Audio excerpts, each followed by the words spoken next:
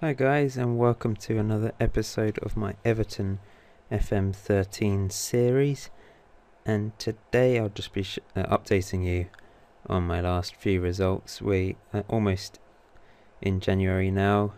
I've just played the last game of the year, and it's been a pretty dreadful few months since the live Liverpool game that I showed in the last episode. As you can see, we're 12th. But that doesn't sound too bad. But look how close it is, from 12th down to 17th, and Newcastle in the relegation zone at the moment. But it's incredibly close.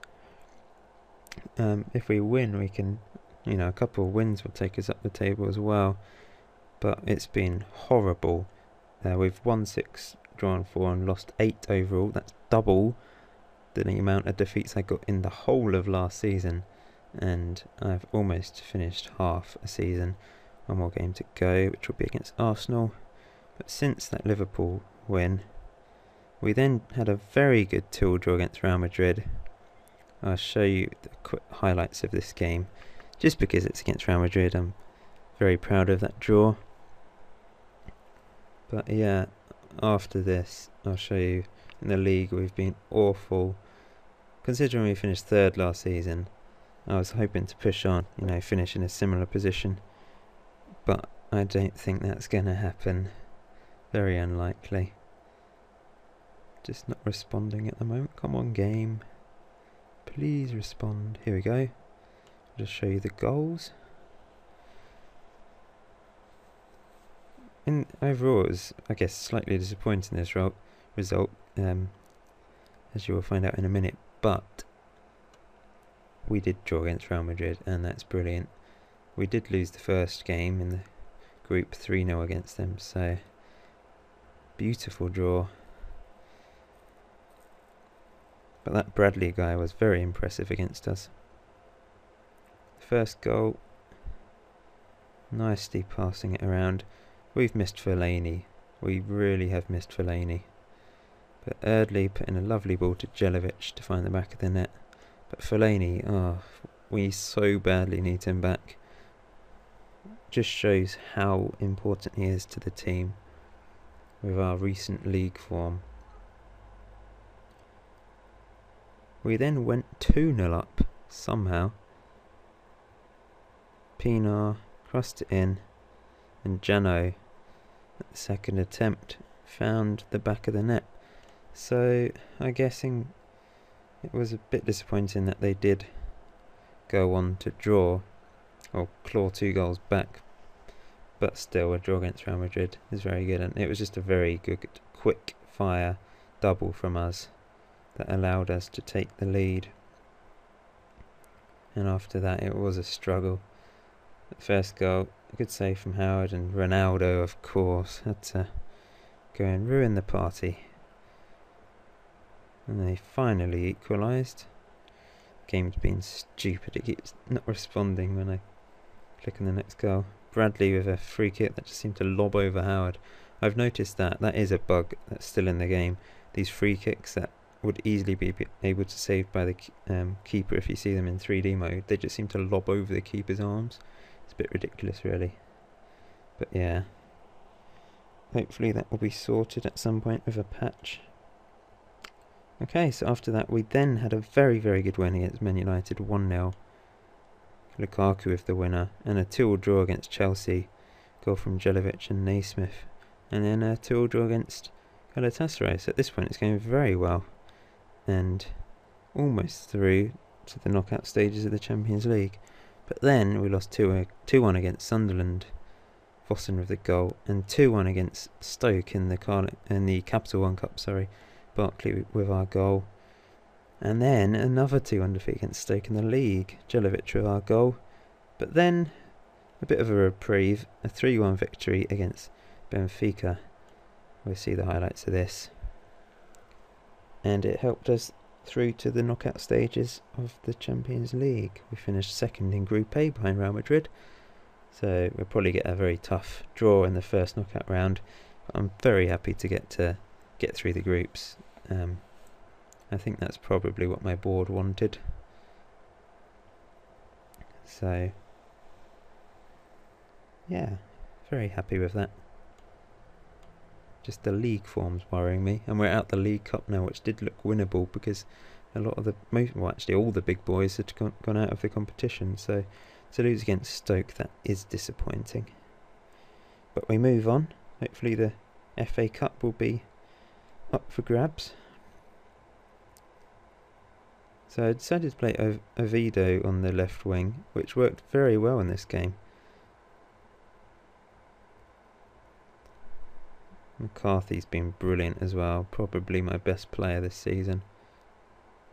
Zagayev into McCarthy. Zagayev, great ball, and Jelic just took advantage. The defence stood still and he snuck home and put it in the back of the net for 1-0.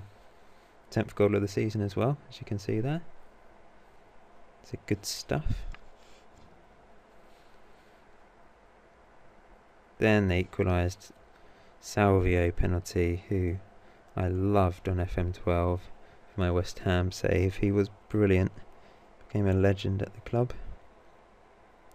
Yeah, that's 1-0. I don't know what's wrong with the game at the moment. It keeps not responding. But then we took the lead again just before half time. Eardley into Naismith, and Oviedo scores his first ever goal for Everton. He's a good player. He just keeps getting injured, and I can't really have a... Well, Baines is so good, he doesn't play at left back. Like, he'd just play at left back in cup games.